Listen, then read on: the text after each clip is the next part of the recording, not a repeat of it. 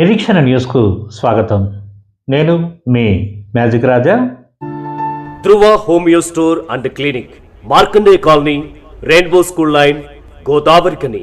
Homeopathy వైద్య విధానం ద్వారా మానవ శరీరంలోని జీవశక్తిని ప్రేరేపించి హోమియోపతి వైద్య విధానం ద్వారా జబ్బులను నయం చేస్తూ శారీరక మానసిక సామర్థ్యాన్ని పెంచి ఆరోగ్యంగా ఉంచుతుంది. Dhruva homeo store and clinic. Congress హఠావో, సింగరేణి బచావో అనే నైతిక హక్కు మాజీ మంత్రి, మాజీ ఎమ్మెల్యేలకు లేదని రామగుండం నగర మేయర్ మాంకాళి స్వామి, కాంగ్రెస్ పార్టీ కార్పొరేషన్ అధ్యక్షులు బొంతల రాజేష్ ధ్వజమెత్తారు. శుక్రవారం గోదావరిఖనిలోని ఎమ్మెల్యే క్యాంపు కార్యాలయంలో ఏర్పాటు చేసిన మీడియా సమావేశంలో వారు మాట్లాడారు. 2014లో తెలంగాణ రాష్ట్రం ఏర్పడే సమయంలో మిగులు బడ్జెట్తో ఉన్న రాష్ట్రాన్ని అప్పగిస్తే బీఆర్ఎస్ ప్రభుత్వం 8 లక్షల కోట్ల అప్పుల్లోకి నెట్టిందని ఆరోపించారు. సింగరేణి నిధులను గజ్వేల్, సిరిసిల్ల, సిద్దిపేట ప్రాంతాలకు మళ్లించడం వాస్తవం కాదా అని ప్రశ్నించారు. సింగరేణిలో కార్మికుల నుంచి మెడికల్ బోర్డు పేరుతో ఒక్కొక్కరి నుంచి 10 లక్షల రూపాయలు వసూలు చేసి అవినీతికి పాల్పడింది టీబీజీకేఎస్ నాయకులని మర్చిపోయారా అని ప్రశ్నించారు. టీఆర్ఎస్ ప్రభుత్వ హయాంలో జరిగిన తప్పులను ఒప్పుకోవడానికే మాజీ మంత్రి హరీష్ రావు గోదావరిఖనికి వస్తున్నారా అని వ్యంగ్యంగా వ్యాఖ్యానించారు. ఇంకా ఈ సమావేశంలో కార్పొరేటర్లు యుగేందర్, ఫజల్ బేగ్, డేవిడ్ రాజు, బాబుమయ్య, కాంగ్రెస్ నాయకులు కాల్వ లింగస్వామి, మారెల్లి రాజిరెడ్డి, గడ్డం శ్రీనివాస్, రేణికుంట్ల తిరుపతి, దాసరి విజయ్, అల్లి శంకర్ తదితరులు పాల్గొన్నారు. వచ్చిన పరిస్థితి ఈ టీబీజీకేఎస్ నాయకులది. మళ్ళీ ఈరోజు సింగరేణిలో అవినీతి అంటా ఉన్నారు. సింగరేణిలో ఒక సమర్థవంతమైన నాయకులను ఈరోజు సీఎండీగా పోస్టింగ్ ఇవ్వడం జరిగింది. అప్పుడున్న పరిస్థితులలో శ్రీధర్ అనే ఒక సింగరేణి ఎండీని నియమించి మీ ఇంట్లో అటెండర్గా చూసి, అప్పుడు సింగరేణిలో జరిగిన ఎంత పెద్ద కుంభకోణాలంటే క్లర్కులకు సంబంధించిన ఒక పేపర్ లీకేజీ అయిందని చెప్పేసి అది చేస్తే జాగృతిలో పనిచేసే మంచిర్యాలకు చెందిన వాళ్లకు ఒకే ఇంట్లో ముగ్గురికి ఉద్యోగాలు వస్తే పెద్ద కుంభకోణం జరిగింది. ఒక ఇంట్లో చదువు రాని దద్దమ్మలకు ముగ్గురికి కూడా ఉద్యోగాలు వచ్చినాయి. ఆ ముగ్గురు ఎవరని ఎంక్వైరీ చేస్తే మీ కవితక్క జాగృతికి సంబంధించిన అనుచరులు అనేది పేపర్లలో రాసింది. ఇది మేము చెప్పేది కూడా కాదు, అన్ని పేపర్లలో రాయడం జరిగింది. అంటే మీ మరదలప్పుడు బాగా గొప్ప నాయకురాలని చెప్పేసి ఆమె చెప్పిన వాళ్ళందరికీ ఉద్యోగాలు ఇస్తే అప్పుడు ధర్నా చేసేందుకు చేత కాలేదు. ఇప్పుడేమో కొత్తగా వచ్చి ధర్నాలు చేస్తాం, రాస్తారోకోలు చేస్తాం. హరీష్ రావు గారు, కొప్పులీశ్వర్ గారు, మీరు ఇద్దరు కూడా టీఆర్ఎస్ పార్టీ అధికారంలో ఉన్నప్పుడు మంత్రులుగా ఉన్నారు. మంత్రులుగా ఉండి మీ హయాంలో జరిగిన అవినీతి, మీ హయాంలో జరిగిన కుంభకోణాలు, మీ హయాంలో జరిగిన సింగరేణి ధ్వంసం అదంతా కూడా అప్పుడు మీరు అధికారంలో ఉన్నారని చెప్పేసి ధర్నాలు, రాస్తారోకోలు చేయక అప్పుడు మర్చిపోయినాం కదా, మనం అప్పుడే చేసేది ఉండే, మనం చేసిన తప్పులకు మనమే సరిదిద్దుకోవాలి అని చెప్పేసి ఇప్పుడు మళ్ళీ ధర్నా చేసేందుకు గిట్ట ప్రయత్నం చేస్తూ ఉన్నారా? మరి మీ తప్పులను క్షమించుమని సింగరేణి కార్మికులను అడిగేందుకు ధర్నా చేస్తూ ఉన్నారా? మీరు చేసిన కుంభకోణాలను మళ్ళీ క్షమించుమని సింగరేణి కార్మికులను అడిగేందుకు ధర్నా చేస్తూ ఉన్నారా? మీరు సింగరేణిని అదం పాతాళానికి తొక్కి ఈరోజు సింగరేణి కనీసం లేవకుండా చేసి ఈరోజు బీఐఎఫ్ఆర్లకు పోయే పరిస్థితి తీసుకొచ్చినందుకు మేము అప్పుడు చేయలేకపోయినాము, తప్పు చేసినాము, దానికి బదులుగానే ఇప్పుడు ధర్నా చేద్దామని అనుకుంటున్నామని ప్రజల దగ్గరికి పోయేందుకు గిట్ట మీరు ఈరోజు మళ్ళీ ధర్నా చేద్దామని చెప్పేసి మాట్లాడుతూ ఉన్నారా? కొప్పుల ఈశ్వర్ అనే వ్యక్తి ఒక సింగరేణి కార్మికుని బిడ్డనని చెప్పుకుంటా ఉన్నాం. 10 ఏళ్ళు మంత్రిగా ఉన్నావు. రామగుండం నియోజకవర్గానికి అసలు నీ కంట్రిబ్యూషన్ ఏమన్నా ఉన్నదా? ఇక్కడ ఒక గుడి కట్టించినావా, బడి కట్టించినావా, ఒక ఇల్లు కట్టించినావా, ఒక ఉద్యోగం పెట్టించినావా, ఏం చేసినావా అని చెప్పేసి నువ్వు గోదావరి కనుక వచ్చి ప్రెస్ మీట్ పెడుతున్నావు ఈశ్వరన్న. నీ సిఫారసు తోటి నీ అనుచరుడు కోరుకంటి చెందరు, నువ్వు ఇచ్చిన లెటర్లతోటి ఆర్ఎఫ్సిఎల్ ఒక్కొక్కరి దగ్గర 15 లక్షలు 20 లక్షలు తీసుకొని వాళ్ళకు ఉద్యోగాలు పెట్టిస్తామని మోసం చేస్తే నీ చందరు నువ్వు చేయబట్టి 2 మనుషులు చచ్చిపోయారు, కుటుంబాలు రోడ్ల మీద పడ్డాయి. అప్పుడే కదా ఆర్ఎఫ్సిఎల్కు సంబంధించిన హెచ్ఆర్ అధికారులందరూ కూడా కొప్పుల ఈశ్వర్ పంపించిన సిఫారసు లెటర్లతోటే మేము ఉద్యోగాలు ఇచ్చినామని చెప్పేసి వాళ్ళు ఇట్లా షో చేసి చూపించారు. అంటే నువ్వు అవినీతి పరుని అనేది ఆ లెటర్ ద్వారానే ఈ రామగుండం ప్రజల మొత్తానికి కూడా తెలిసింది.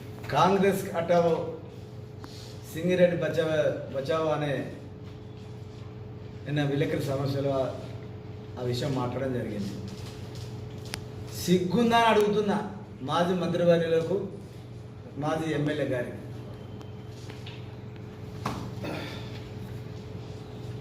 వాళ్ళ చెమటల్ని రక్తంగా మార్చి సింగరేణి కార్మికులు ఇంత బొగ్గు తీస్తే వాళ్ళు రిటైర్డ్ పీరియడ్లో ఒక్కొక్కరి దగ్గర 10 నుంచి 15 లక్షల రూపాయలు తీసుకొని టీబీస్ కేస్ అనే యూనియన్ సంస్థ కార్మికులు ఎంత మోసం చేసిందనే విషయం పత్రికా మిత్రులందరూ కూడా విషయం పూర్తిగా అర్థమైంది అనుకుంటాను.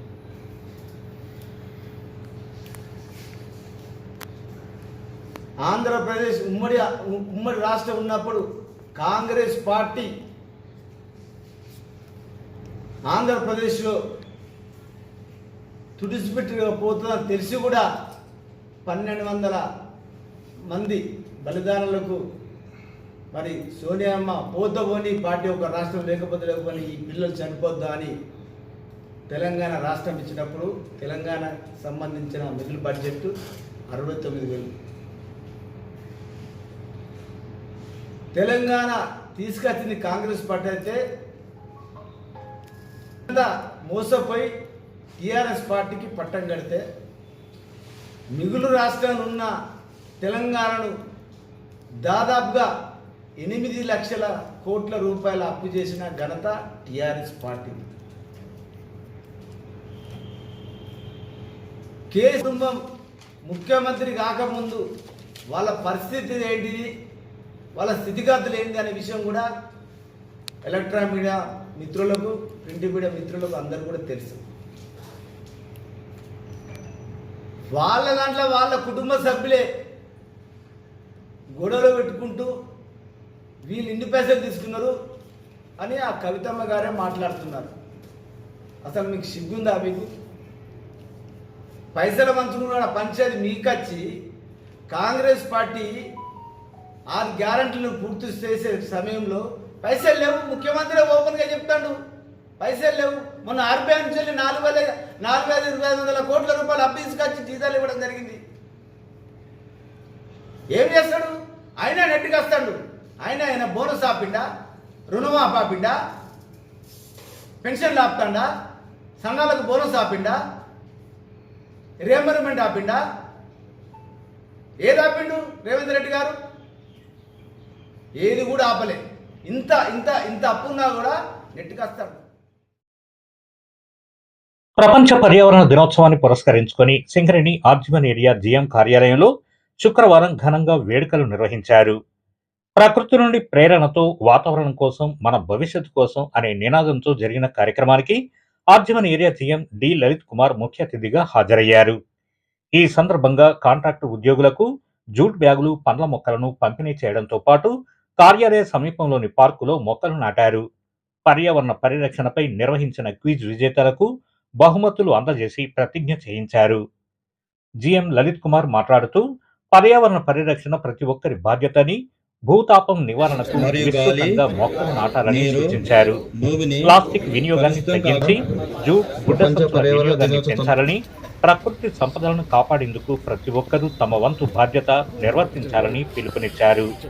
ఇంకా ఈ కార్యక్రమంలో ఏఐటియుసి గుర్తింపు సంఘం deputy general secretary Madi Ellaiah, SO two GN Chandrashekar, agent Ramesh, SO Sai Prasad, పర్యావరణ అధికారి వేణు, సిఎంఓఐ ప్రతినిధి క్రాంతికుమార్, ఏఐటియుసి ప్రతినిధి రాజు, పర్సనల్ మేనేజర్ రవీందర్ రెడ్డి, అధికారులు లక్ష్మీరాజం, బ్రహ్మాజీ, సురేష్, శ్రవణ్ కుమార్, హనుమంతరావు, వీరారెడ్డి తదితరులు పాల్గొన్నారు.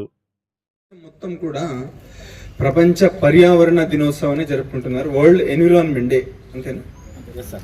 ప్రపంచం మొత్తం కూడా చేసుకున్నారు. ఫస్ట్ గా మనందరినీ మనం అభినందించుకుందాం. దట్ మనము ప్రపంచం అందరితో కలిసి ఈ రోజు మనం జిఎం ఆఫీసు ప్రాంగణంలో అలాంగ్ విత్ ద వరల్డ్ అందరం కలిసి ఒక ప్రపంచం అంతా ఒకటై వరల్డ్ ఎన్విరాన్మెంట్ డే ఆర్ ప్రపంచ పర్యావరణ దినోత్సవం జరుపుకుంటున్నారు. అందులో భాగంగానే మనం ఈ చిన్న కార్యక్రమాన్ని నిర్వహించుకుంటున్నాం.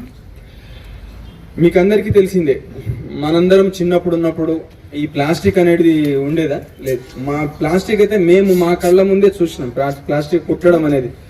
ప్లాస్టిక్ వచ్చినప్పుడు చాలా సంతోషపడ్డాం, అబ్బా ఇది చాలా తేలికగా ఉన్నది. అంతకుముందు ఏమో చేతి సంచులు తీసుకోబెట్టేవాళ్ళు కూరగాయలకు, ఆ తర్వాత వచ్చిన తర్వాత ఇట్లా యూజ్ అండ్ త్రో వచ్చిందని ఆ తర్వాత గమనిస్తూ ఉంటే అది మనల్ని కమ్మేసిన దాకా అవుతుంది. అవునా కాదా?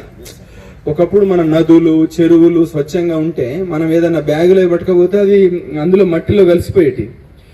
ఈ ప్లాస్టిక్ బాటిల్ తాగినవి ఎక్కడ చూసినా ఇప్పుడు అవి సముద్ర జలాల్లో చూస్తే చేపలు వాటిని ఇచ్చేసి అవి చనిపోతున్నాయి. మనం ఎక్కడ చూసినా చెత్త అంటే శుభ్రంగా ఉండేది ఒకప్పుడు.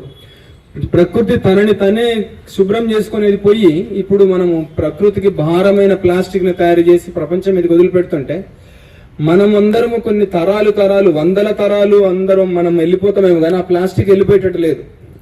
ఈ రోజు మనం వేసే ఒక ప్లాస్టిక్ బాటిల్ కొన్ని లక్షల ఏళ్ల పాటు మనమందరం మన తరాలన్నీ పోయినా కానీ ఉండిపోయే ప్రమాదం ఉంది. ఈ రోజు ప్రపంచమంతా ఈ ప్లాస్టిక్ బిల్డప్ జరుగుతూ ఉంటే ఎట్లుంటుంది అనేది ఊహించి ఇది ఒకటి.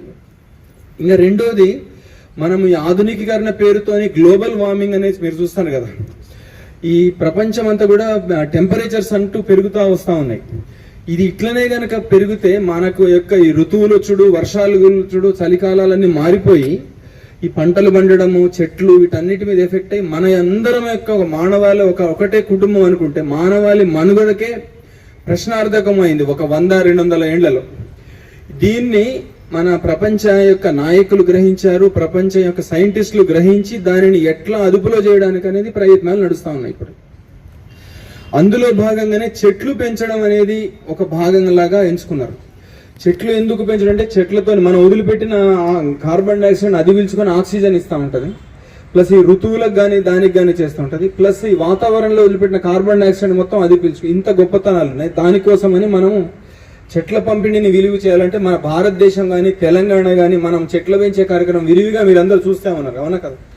అందులో భాగంగానే సుమారుగా మన సింగరేణి 16,000 ఎకరాలలో ఒక సుమారు 6 కోట్ల మొక్కలని మనం నాటింది సింగరేణి. మనందరం గర్వపడదాం, 16,000 ఎకరాలలో 6 కోట్ల మొక్కలను మన సింగరేణి నాటిన ఘనత మన. కాబట్టి చెట్టు అనేది ఏందనేది మన అందరికీ తెలుసు, మన విద్యావంతులు. చెట్టు అంటే నా చిన్నప్పుడు మా అమ్మ ఎన్ని చెట్లు పెట్టిందంటే అన్ని ఉన్నాయి. దాన్ని బట్టి నేను పెడితే 4 సంవత్సరాలలో ఈరోజు మామిడికాయలు, కొబ్బరికాయలు, నిమ్మకాయలు, అరటికాయలు, జామకాయలు అన్నీ ఉంటాయి సార్ మా దగ్గర అన్నీ. ఈరోజు మా పిల్లలు కూడా అది తినిపిస్తున్నా. అంటే ఒక చెట్టు ఫలాలు ఇస్తుంది, నీడనిస్తుంది, గాడుపునిస్తుంది, అన్ని విధాల ఒక చెట్టు అనేది దాని ప్రకృతి ఉంది, దానిలో ప్రకృతి కూడా ఇస్తుంది. కాబట్టి ఆ ప్రకృతిలో భాగంగానే సార్ ఒక్కటి, ఇక మనం టైం లేదు కాబట్టి తర్వాత మాట్లాడదాం. విద్యావంతులు వాళ్ళందరికీ కానీ ఇక్కడ ఉన్న అధికారులు కానీ ఒక్కటి నా తరపు బయట క్లాత్ మనమే ఇది ఓపెన్ చేసి పోవాలని చెప్పి కూడా నేను. మన నిరీక్షణ న్యూస్ను వాచ్ చేయండి, లైక్ చేయండి, సబ్స్క్రైబ్ చేయండి, మీ మిత్రులకు షేర్ చేయండి.